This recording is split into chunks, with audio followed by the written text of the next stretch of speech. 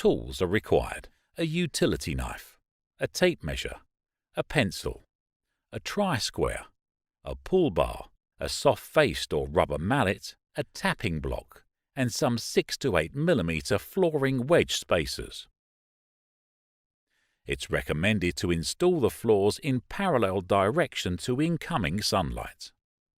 Define the plank size of the first and last row for a more even-looking room at the end of the installation. Measure the length of the room and divide it by the width of the plank. Consider the wedge spacer gaps at the sides of the room.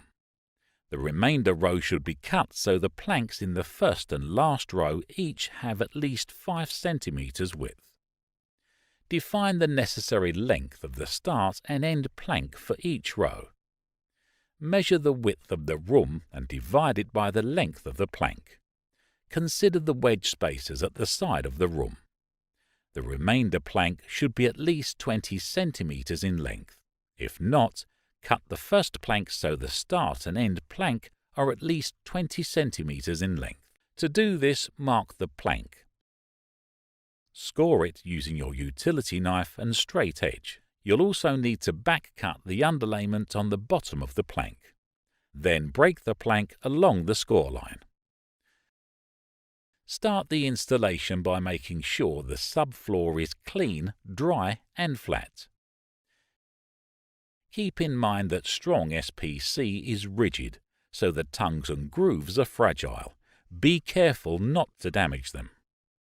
Insert wedge spacers between the walls and planks on all sides of the room. The gap will be covered by desired edging strips after the floor installation is complete. Begin with the top left corner with the tongue side of the plank facing the wall. Lay the first row of planks from left to right. To lock the planks together, hold the tongue and groove of the plank you're about to lay at a slight angle to the tongue and groove of the plank you're connecting it to, and click in. You know the planks are properly connected when there are no gaps between the two planks and they are completely flat on the ground. It's important the first row is completely straight, as all the other rows will be connected to it.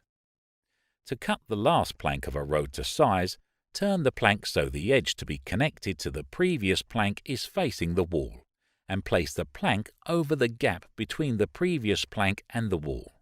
Then mark, score, and snap the plank.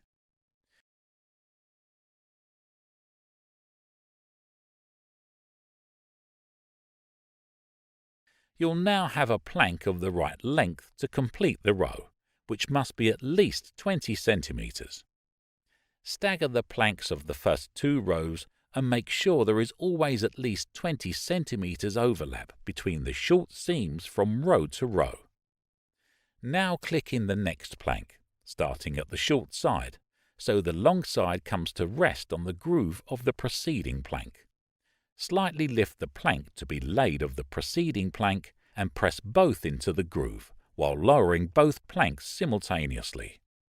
Make sure the planks are properly locked into one another. Close small gaps using your tapping block and mallet. Once you've laid the first 2 rows, it will be easy to lay the remaining rows. To lay a plank around projections, measure the protruding object and mark the dimensions of the respective plank.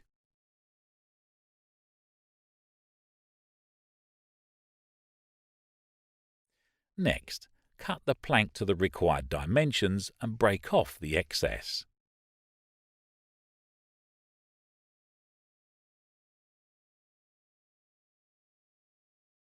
Complete the flooring installation by removing the wedge spacers and installing the edging strips to cover the expansion gaps.